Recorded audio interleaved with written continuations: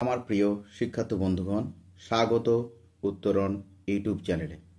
আজ আমি এসেছি সাম্যবাদী কবিতার দ্বিতীয় পর্ব নিয়ে, যেখানে আমি কিছু গুরুত্বপূর্ণ এমসিকিউ প্র্যাকটিস সেট আমরা আলোচনা করব। এই কবিতাটাই যেখানে কবি গেয়েছেন গাহি সাম্যের গান, অর্থাৎ মানুষের মধ্যে ধর্ম, বর্ণ, ভাষা, জাত বা ধর্মগ্রন্থ বা ধর্মস্থানের পার্থক্য থাকলেও কবি বলেছেন সমতার মন্ত্রে অনুপ্রাণিত হতে। তিনি কবিতার শেষে বলেছেন, এই হৃদয়ের চেয়ে বড় কোনো মন্দির কাবা নেই। এই কবিতা থেকে আমরা দ্বিতীয় পর্বে পরীক্ষায় কি কি প্রশ্ন আসতে পারে বা কতটুকু তোমরা এই কবিতার থেকে কতটা প্রশ্ন আয়ত্ত করতে পেরেছ তার একটা মক টেস্ট, আমরা একটা প্র্যাকটিস সেট নিয়ে হাজির হয়েছি। এর আগের পর্বে আমরা গুরুত্বপূর্ণ 40টি প্রশ্ন আমরা আলোচনা করেছি। আজকে 40টা প্রশ্নের পর আমরা আলোচনা করব। দেখে নাও তোমরা কে কতটা প্রশ্ন উত্তর দিতে পারো। কেমন?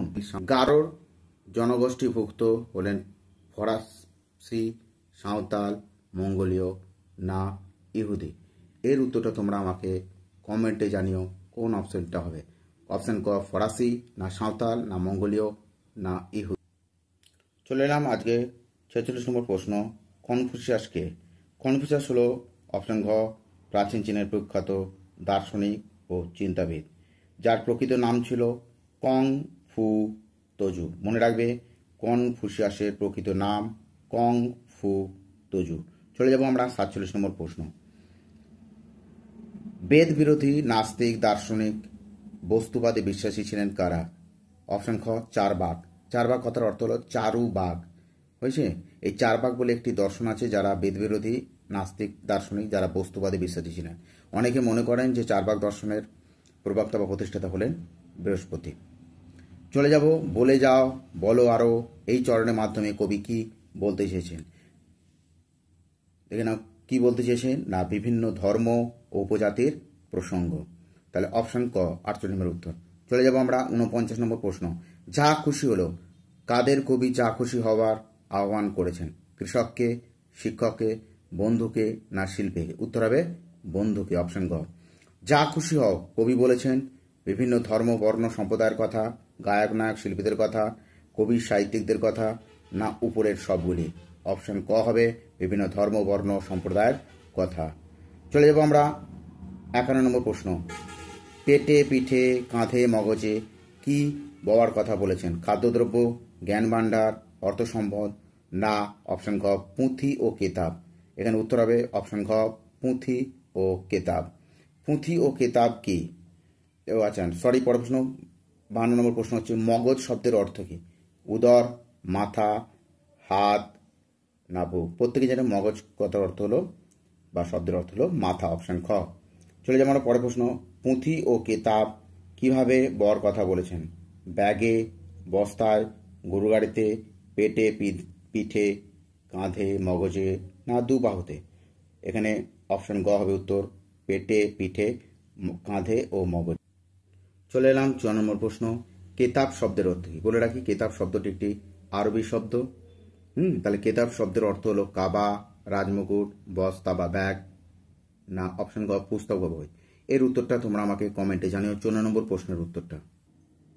চলে এলাম আজকের 55 নম্বর প্রশ্ন। পুঁথি শব্দের সমার্থক শব্দ হলো পুস্তক, পাঠশালা, পড়াশোনা, না কলম? পুঁথি বলতে প্রাচীন কালে তালপাতাকে বলা হতো পুঁথি, তার উপর ভূস্য কালি দিয়ে লেখা হতো।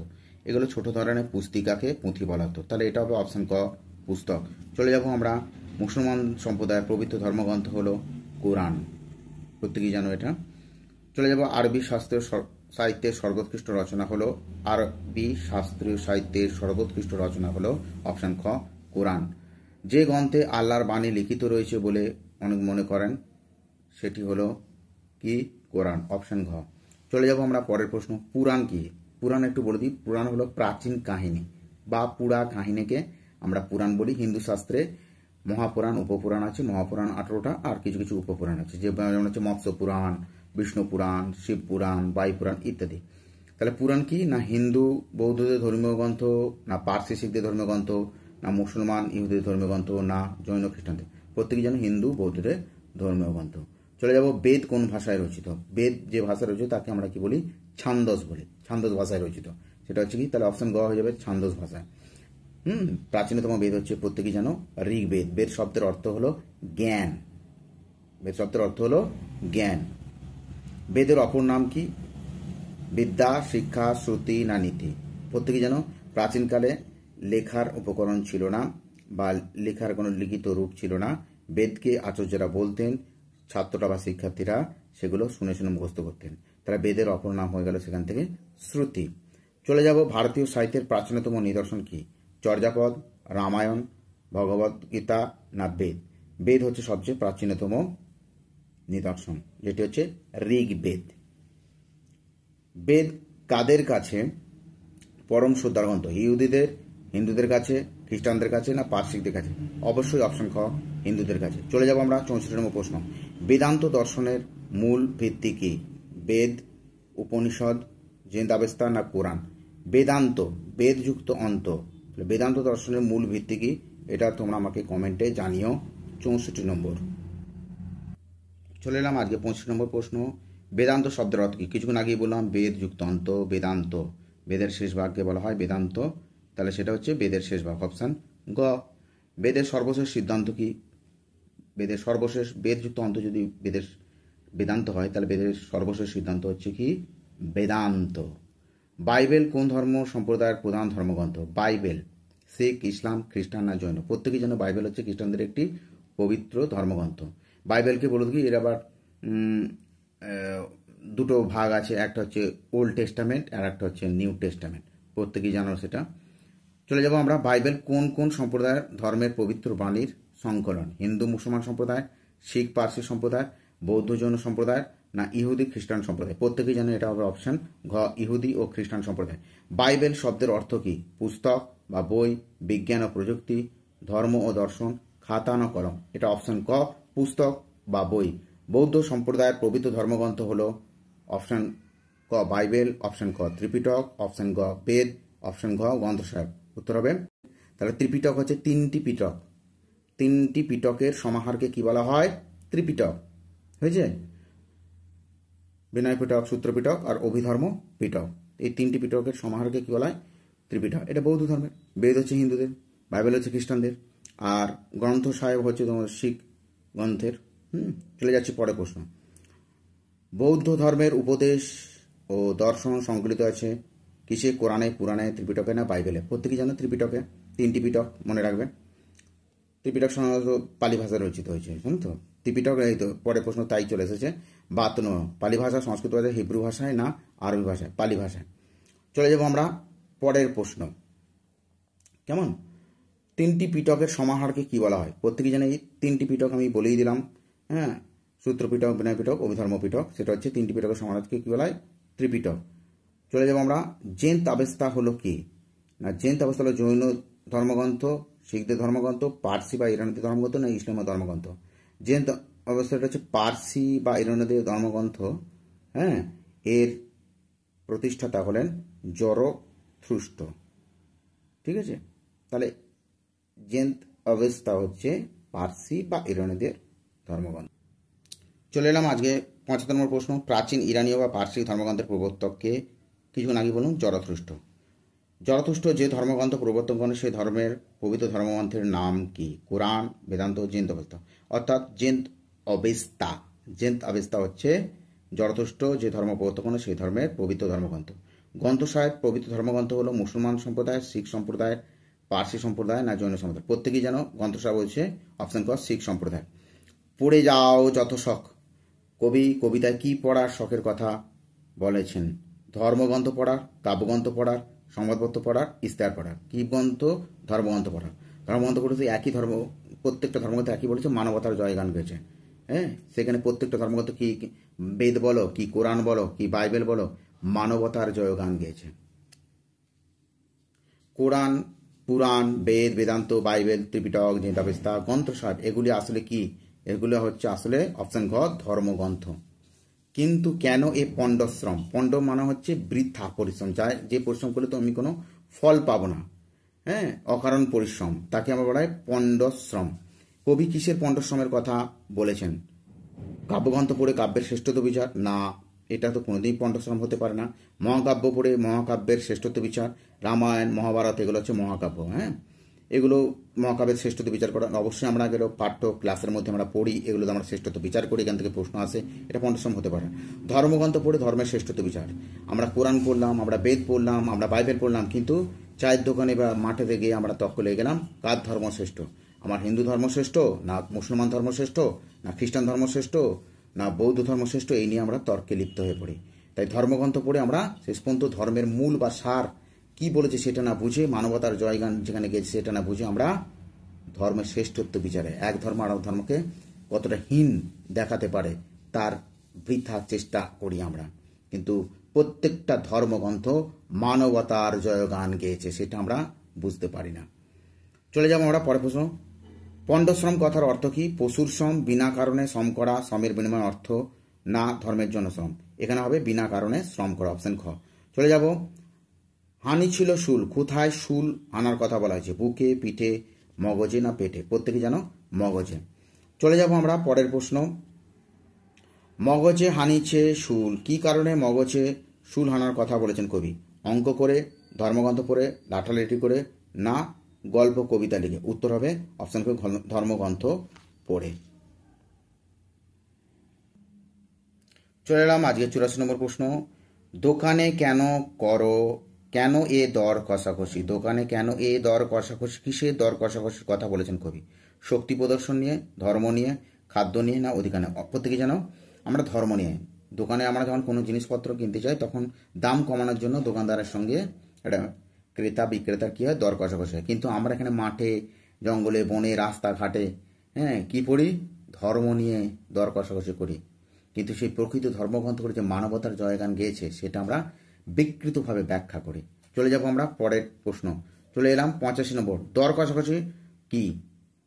দ্রব্যের দাম দর করা, মূল্য বেঁধে দেওয়া, দূরের জিনিসকে কাছে আনা, না দ্রব্যের দাম কমিয়ে আনা? দ্রব্যের দাম দর করা। কবিতায় কবি কাদের দর কষাকষির কথা বলেছেন? এটা হবে বিভিন্ন ধর্মের মানুষের মধ্যে দর কষাকষির কথা বলেছেন। এই আমরা ঝগড়ায় লিপ্ত হয়ে যায়, আমার ধর্ম শ্রেষ্ঠ, না তোর ধর্ম এই বলা আছে, তোর ধর্মে এই বলা আছে, আমার ধর্ম শ্রেষ্ঠ, আমার ধর্ম কত, এইভাবে আমরা দর কষাকষি করি। তাহলে এখানে হবে অপশান গ। চলে যাব আমরা, কোথায় তাজা ফুল ফোটে? ঘাটে, মাঠে, বাগানে, না পথে? এখানে পথে। পথে অনেক ফুল ফোটে যেগুলো মানুষের, তোমার আমার কারোর জানা নাই, কিন্তু এই ফুল কিন্তু অনেক দামি, অনেক মূল্যবান, যেগুলো বাগানে উদ্যান লতার চেয়েও কিন্তু অনেকটা রূপে গুণে, হ্যাঁ, অনেকটা শ্রেষ্ঠ। তাই এখানে পথে, এখানে পথে একটু এর গর্বিতার্থ অর্থ আছে। পথে কি ফোটে? পথে ফুল ফোটে। পথে ফোটে তাজা ফুল, কবি কি বলতে চেয়েছেন? রাস্তার ধারে ফুল ফোটার কথা, পথে শিশু জন্মগ্রহণের কথা, মানব হৃদয় কুসুম প্রস্ফুটিত হওয়ার কথা, পথে নতুন মানুষের আগমনের কথা। এখানে অপশন গ, মানব হৃদয় কুসুম প্রস্ফুটিত। মানব হৃদয়কে উনি কি বলেছেন? পুষ্পের মতো হও। পুষ্প তার রূপ, রস, গন্ধ সকলকে ভরিয়ে দেয় মন। সেখানে জাতি, ধর্ম, বর্ণ নির্বিশেষে ফুল সকলের কাছেই কিন্তু সমাদৃত হয়। একটি গোলাপ সে হিন্দুকেও তৃপ্তি দেয়, তার রূপ রসগন্ধে একজন মুসলমানকেও সে কিন্তু অনুরূপভাবে কিন্তু রূপ রসগন্ধতে তৃপ্তি দেয়। নয়নভিরাম তার সৌন্দর্য সকলকে আকৃষ্ট করে। সে কিন্তু ধর্ম, বর্ণ, জাতি, ধর্মগ্রন্থ বিচার করে না। তাই মানব হৃদয়কে খেতে হবে, পুষ্পের মতো হতে হবে, কোমল হতে হবে, উদার হতে হবে, এই আহ্বান তিনি জানিয়েছেন। তারপরে চলে যায়, তোমাতে রয়েছে, কবি কি রয়েছে বলেছেন? সকল কিতাব, সকল কালের জ্ঞান, সকল শান্তি, সর্বকালের আনন্দ, সকল সুখ ও সকল কালের শান্তি, না সকল শ্রদ্ধা ও সকল কালের প্রতি? এটা হবে সকল কিতাব, সকল কালের জ্ঞান আমাদের মানব হৃদয়ের মধ্যেই আছে। তাই তো কবি কি খুঁজে পাওয়ার কথা বলেছেন? সকল কিতাব, সকল শান্তি, সকল শাস্ত্র, না সকল দর্শন? প্রত্যেকেই জানো এটা সকল শাস্ত্র কিন্তু আমাদের মানব মস্তিষ্ক, মানব হৃদয়ের মধ্যেই আছে। চলে যাব আমরা 92 প্রশ্ন। শাস্ত্র হলো কি? সঙ্গীত ধর্ম বা সঙ্গীত গ্রন্থ, কাব্যগ্রন্থ, না অর্থগ্রন্থ, না ধর্মগ্রন্থ? এই অপশনটা কোন উত্তর হবে? শাস্ত্র। 92 নম্বর প্রশ্নের উত্তরটা আমাকে তোমরা কমেন্টে। চলে এলাম আজকে 3 নম্বর প্রশ্ন। কবিতায় কবি সখাকে কি খুলে দেখতে বলেছেন? সকল শাস্ত্র বই, নিজের ভাণ্ডার, নিজের হৃদয় প্রাণ, না নিজের ব্যাগ, বা বস্তা, প্রত্যেকে যেন সকল নিজের হৃদয় বা প্রাণ। হয়েছে? আবার বলছি, কবিতায় কবি সখাকে কি খুলে দেখতে বলেছেন? নিজের হৃদয় বা প্রাণ খুলে। অপশান গ হবে। চলে যাব আমরা, তোমাতে রয়েছে সকল ধর্ম। সকল কি আছে? সকল ধর্ম যদি থাকে তাহলে সকল কি রয়েছে? বর্ণ, যুগ, যুগাবতার, না মানুষ, যুগাবতার। আমাদের এই হৃদয়ের মধ্যেই আছে সকল ধর্ম, সকল কেতাব, সকল পুঁথি এবং সকল যুগাবতার, যারা প্রত্যেকটা যুগে অবতার রূপে অবতীর্ণ হয়েছে, যারা এসে কখনো কৃষ্ণ রূপে, কখনো বিবেকানন্দ রূপে, কখনো রামকৃষ্ণ রূপে, কখনো কবির রূপে, কখনো গুরু নানক রূপে, কখনো হজরত মোহাম্মদ রূপে এসে মানবতার জয়গান গিয়েছেন। যুগাবতার বলতে বোঝায় বিভিন্ন যুগে দেবতাদের কথা, বিভিন্ন যুগে মহাপুরুষদের কথা, না বিভিন্ন যুগের খারাপ লোকের কথা, না বিভিন্ন যুগের পুরোহিতদের কথা। এখানে তাহলে হবে অপশান খ, বিভিন্ন যুগের মহাপুরুষদের কথা। তোমাতে রয়েছে সকল ধর্ম। তোমাতে বলতে কার কথা বলা হয়েছে এখানে?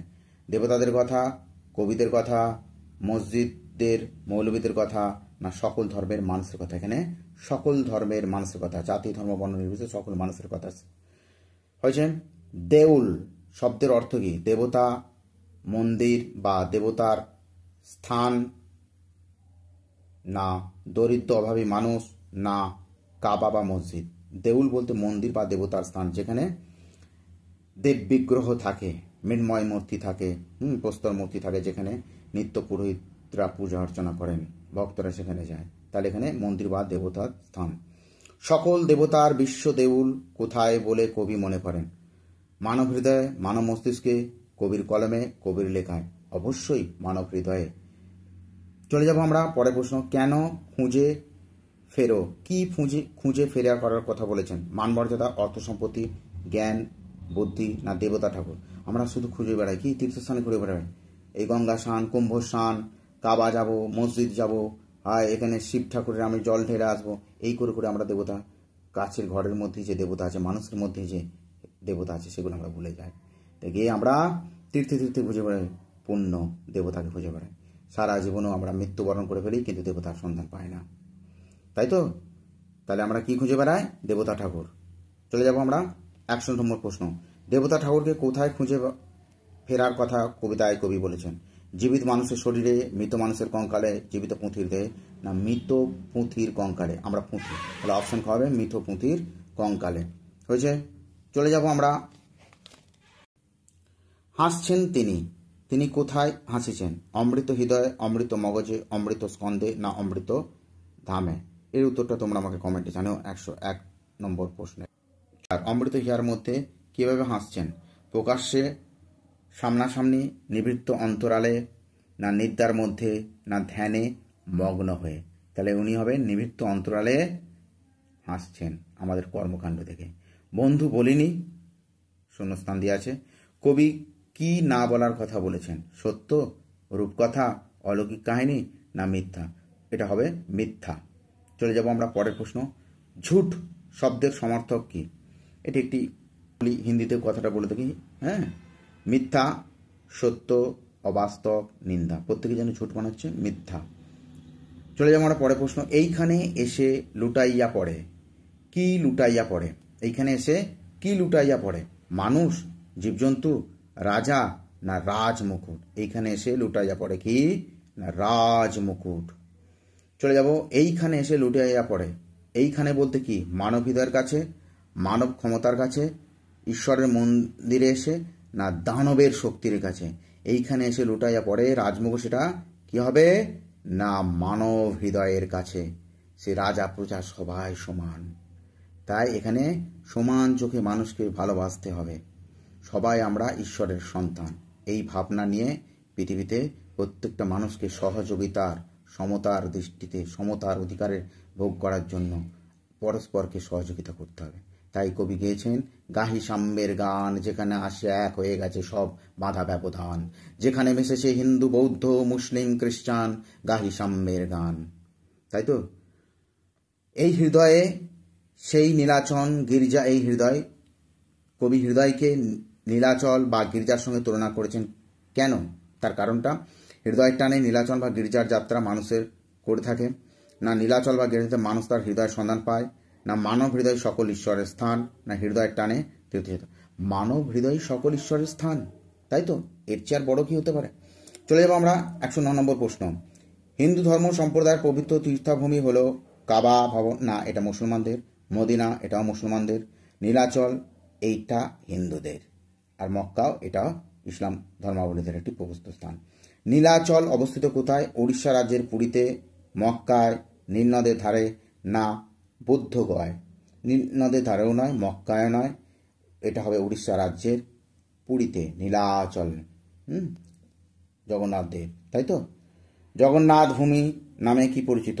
জগন্নাথ ভূমি নামে কাশী, মথুরা, বৃন্দাবন, না নীলাচল? এই প্রশ্নের উত্তরটা তোমরা আমাকে কমেন্টে জানিও। 111 নম্বর প্রশ্নের উত্তর, জগন্নাথ ভূমি বলতে কি বোঝো? কাশী, মথুরা, বৃন্দাবন, না নীলাচল? চলে এলাম 112 নম্বর প্রশ্ন। কাশী কি জন্য উল্লেখযোগ্য? পার্সি তীর্থভূমি, শিখদের ধর্মস্থান, হিন্দুদের তীর্থস্থান, না জৈনদের তীর্থভূমি? অপশন গ হিন্দুদের তীর্থস্থান। কাশী হিন্দুদের জন্য পবিত্র একটা ধর্ম, যেখানে দেবাদিদেব মহাদেবের স্থান বলা হয় অনেকে। চলে যাবো আমরা হিন্দুদের তীর্থস্থান হয়ে গেল। কাশী ভারতের কোন রাজ্যে অবস্থিত? কেরল, কর্ণাটক, উত্তরপ্রদেশ, বিহার? প্রত্যেকেই জানো উত্তরপ্রদেশে অবস্থিত। শ্রীকৃষ্ণ বা বাসুদেবের মহাভারত জন্মস্থান হলো বৃন্দাবন, মথুরা, বুদ্ধগয়া, না বৃন্দাবন? প্রত্যেকেই জানো এটা মথুরা। অনেকে বেড়াতে যায়, এটা পবিত্র একটা তীর্থস্থান। উত্তরপ্রদেশে হিন্দুদের বিখ্যাত তীর্থস্থান কোনটি? মদিনা, গয়া, নবদ্বীপ, না মথুরা? কোনটা হবে? উত্তরপ্রদেশে হিন্দুদের বিখ্যাত তীর্থস্থান গয়া, না মদিনা, না নবদ্বীপ, না মথুরা? অবশ্যই মথুরা। বৃন্দাবন কি? ব্রিটিশদের তীর্থস্থান, ইহুদিদের তীর্থস্থান, না জৈনদের তীর্থস্থান, না হিন্দু বৈষ্ণবদের তীর্থস্থান? হিন্দু বৈষ্ণবদের একটা পবিত্র তীর্থস্থান। চলে যাব আমরা। শ্রীকৃষ্ণ শৈশব অতিবাহিত করেছিলেন কাশীতে, বৃন্দাবনে, মদিনাতে, না মক্কায়? অবশ্যই অপশন ক বৃন্দাবনে। বৌদ্ধ ধর্মাবলীদের তীর্থভূমি হচ্ছে বুদ্ধগয়া, মথুরা, মদিনা, মা বৃন্দাবন? বুদ্ধগয়া, যেটা বিহার রাজ্যে অবস্থিত, যেখানে বোধিবৃক্ষের নিচে তিনি পরম জ্ঞান লাভ করেছেন ভগবান বুদ্ধ। একটা পবিত্র স্থান, বিহারের রাজ্যে অবস্থিত। বুদ্ধগয়া উল্লেখযোগ্য যে কারণে মহাবীর সিদ্ধি লাভ করেছিলেন, নানক সিদ্ধি লাভ করেছিলেন, গৌতম বুদ্ধ সিদ্ধি লাভ করেছিলেন, না চৈতন্যদেব তপস্যা করেন? অবশ্যই অপশন গ গৌতম বুদ্ধ সিদ্ধি লাভ করেছিলেন। চলে যাব 120 নম্বর প্রশ্ন। ইসলাম ধর্ম, খ্রিস্টান ধর্ম, হিন্দু ধর্মের পবিত্র ভূমি? ইসলাম ধর্ম, খ্রিস্ট ধর্ম এবং ইহুদিদের ধর্মের পবিত্র ভূমি মদিনা, কাবা ভবন, আরব, না জেরুজালেম? ইসলামের সঙ্গে জড়িত থাকছে, খ্রিস্টান ধর্মের সঙ্গে জড়িত আছে, আবার ইহুদিদের একটা পবিত্র, সেটা হচ্ছে জেরুজালেম। জেরুজালেম অবস্থিত এশিয়া মহাদেশের মধ্যপ্রাচ্যে, উত্তর প্রাচ্যে, না পঞ্চায়েত প্রাচ্যে, না লোহিত সাগরের তীরে? অবশ্যই মধ্যপ্রাচ্যে। চলে যাব আমরা 22 নম্বর প্রশ্ন। পশ্চিম সৌদি আরবের একটি প্রসিদ্ধ শহর হল বুদ্ধগয়া, মদিনা, জেরুজালেম, না কাশী? 122 নম্বর প্রশ্ন কোন উত্তরটা হবে তোমরা আমাকে কমেন্টে জানিও। চলে এলাম আমরা 123 নম্বর প্রশ্ন। ইসলামের শ্রেষ্ঠ নবী কে? প্রত্যেকেই জানো, অপশন গ হযরত মুহাম্মদ। চলে এলাম 124 নম্বর প্রশ্ন। মুসলমান সম্প্রদায়ের পবিত্র ধর্মস্থান হচ্ছে মদিনা, জেরুজালেম, বৃন্দাবন, না কাশী? প্রত্যেকেই জানো, অপশন গ মদিনা। চলে এলাম 125 নম্বর প্রশ্ন। নবী হযরত মুহাম্মদ বসবাস করতেন জেরুজালেমে, কাবা ভবনে, মদিনায়, না নীলাচলে? প্রত্যেকেই জানো এটা মদিনায়। মুসলমান সম্প্রদায় পবিত্র নামাজ পড়েন কোন দিকে মুখ করে? আকাশের দিকে, কাবা ভবনের দিকে, নদীর দিকে, না মাটির দিকে? প্রত্যেকেই জানো কাবা ভবনের দিকে, যেটা মক্কা শহরে অবস্থিত, আরব দেশে। কাবা ভবন পবিত্র তীর্থস্থান হলো হিন্দুদের, মুসলমানদের, খ্রিস্টানদের, জৈনদের? অবশ্যই মুসলমানদের। মসজিদে উপাসনা করে যারা তারা কারা? কোন ধর্মাবলী? খ্রিস্টানরা, বৌদ্ধরা, ইসলামরা, না শিখরা? প্রত্যেকেই যেন 128 নম্বর প্রশ্নের উত্তর অপশন গ হবে ইসলামরা। খ্রিস্টানদের পবিত্র উপাসনা স্থান হচ্ছে গির্জা, মসজিদ, গুরুদুয়ার, কাবা ভবন? অবশ্যই গির্জা। চলে যাব। কবি মানব হৃদয়কে শ্রেষ্ঠ বলেছেন কাদের চেয়ে? বিভিন্ন গ্রন্থের চেয়ে, বিভিন্ন ধর্মীয় স্থানের চেয়ে, বহু অর্থের চেয়ে, না বহু ভাষার চেয়ে? এটা হবে বহু ধর্মীয় স্থানের চেয়ে। চলে যাব আমরা পরের প্রশ্ন। এইখানে বসে ঈশা মুসা কি পেয়েছেন? ধন সম্পত্তি, জ্ঞান বুদ্ধি, সত্যের পরিচয়, না শান্তির খোঁজ? প্রত্যেকেই জানো অপশন গ সত্যের পরিচয়। চলে যাব 132 নম্বর প্রশ্ন। ঈশা মুসা হলেন কে? নবী বা মহাপুরুষ, না ঈশ্বর দেবতা, না বণিক বা ব্যবসায়ী, না কবি, না সাহিত্যিক? ঈশা মুসা হচ্ছেন একটা যুগাবতার। এরা মানুষের জয়গান গেয়েছেন এই মর্তধামে জন্মগ্রহণ করে? সেটা হচ্ছে নবী বা মহাপুরুষ। চলে গেলাম 133 নম্বর প্রশ্ন। এইখানে বসে কারা সত্যের পরিচয় পেয়েছেন? নানক, না কবির, না রাম, না লক্ষ্মণ, না কবি নজরুল ইসলাম, না ঈশা মুসা? 133 নম্বর প্রশ্নের কোন উত্তরটা হবে তোমরা আমাকে কমেন্টে জানিও। চলে এলাম আমরা 143 নম্বর প্রশ্ন। ঈশা মুসা পেল সত্যের পরিচয়। সত্যের পরিচয় কি? মানবতা শ্রেষ্ঠ, অর্থই প্রধান, জ্ঞানী শ্রেষ্ঠ, না শক্তি প্রধান? মানবতা শ্রেষ্ঠ। চলে এলাম 135 নম্বর প্রশ্ন। এই রণভূমে বাঁশির কিশোর গাহিলেন মহাগীতা। এই রণভূমি বলতে কোনকে বোঝায়? অযোধ্যার যুদ্ধভূমিকে, কুরুক্ষেত্রের যুদ্ধভূমিকে, পলাশী যুদ্ধভূমিকে, না বৃন্দাবনের যুদ্ধভূমি? এই রণভূমে বাঁশির কিশোর, তাহলে বাঁশি বাজাতেন কে? সেটা আমাদের শ্রীকৃষ্ণ। তারই মুখ নিঃসৃত বাণী হচ্ছে গীতা নামে পরিচিত। তাহলে অযোধ্যা কুরুক্ষেত্র যুদ্ধভূমিকে বোঝায়। অপশন খ, অর্জুনকে শুনিয়েছিল। বাঁশির কিশোর বলতে কবি বুঝিয়েছেন শ্রীরামচন্দ্রকে, বলরামকে, শ্রীকৃষ্ণকে, না অর্জুনকে? অপশন গ, শ্রীকৃষ্ণকে। গাহিলেন মহাগীতা। মহাগীতা কে গেয়েছিলেন? অর্জুন, বাসুদেব, ভীম, না বেদব্যাস? গাহিলেন মহাগীতা। মহাগীতা কে গেয়েছিলেন? না অর্জুন, বাসুদেব, না ভীম, না বেদব্যাস? প্রত্যেকেই যেন এটা হবে বাসুদেব, শ্রীকৃষ্ণের অপর নাম। এই রণভূমে বাঁশির কিশোর কি গেয়েছিলেন? সামগান, কীর্তন গান, মহাগীতা, না রামায়ণ গান? অবশ্যই অপশন গ, মহাগীতা। নবী কাদের বলে? আল্লাহর দূতদের, আল্লাহর ঈশ্বরের সেবকদের, মৌলবীদের, সাধারণত? আল্লাহর দূতদের কি বলা হয়? নবী। হযরত মুহাম্মদ যে নবী, শ্রেষ্ঠ নবী ইসলাম ধর্মে। এই মাঠে হলো খোদার মিতা। খোদার মিতা কে বা কারা সখা হয়েছিল? পণ্ডিতরা, নবীরা, কবিরা, না পাঠকরা? অবশ্যই নবীরা। এই মাঠে হলো মিতা। কবি মাঠ বলতে বুঝিয়েছেন মানুষের হৃদয় প্রাঙ্গণকে, শস্যের জমিকে, নদী অবাকে, না উর্বর জমিকে? অবশ্যই মানব হৃদয় প্রাঙ্গণকে। আজও হযরত মুহাম্মদ সোনার সিংহাসনে মানব হৃদয়ে জয় করে আছেন। মেষের রাখাল অর্থাৎ গরু পালন করে যারা, ছাগল পালন করে যারা, ভেড়া পালন করে যারা, না পাখি পালন করে যারা? প্রত্যেকেই যেন এটা ভেড়া পালন করে যারা, মেষের রাখাল নবীজি। এই হৃদয় ধ্যান গুহা মাঝে বসিয়া কে ধ্যান গুহায় বসেছিলেন? সেটা হচ্ছে চৈতন্যদেব, হযরত মুহাম্মদ, না শ্রীকৃষ্ণ, না গৌতম বুদ্ধ?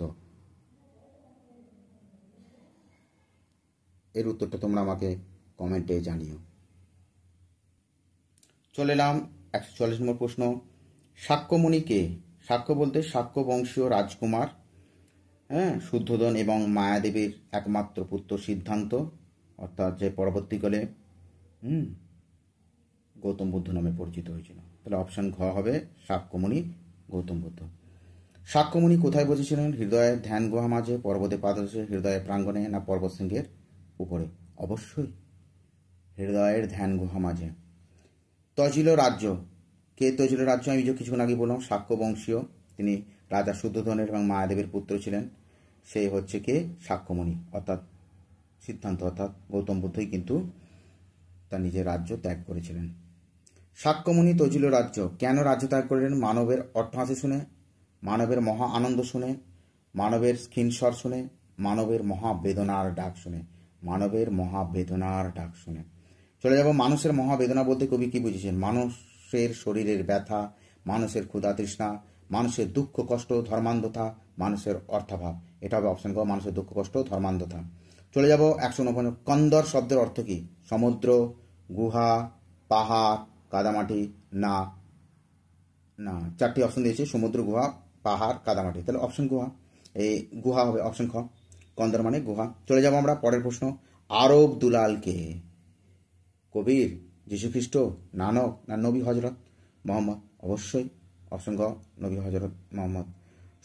শুনিতেন আহ্বান কে? আহ্বান শুনিতেন? শ্রীকৃষ্ণ, হজরত মোহাম্মদ, না গুরু নানক, না শ্রীকৃষ্ণ, না শ্রী চৈতন্যদেব? তাহলে এটা হবে তোমরা প্রত্যেকেই জানো হজরত মোহাম্মদ। চলে যাব আমরা 152 নম্বর প্রশ্ন।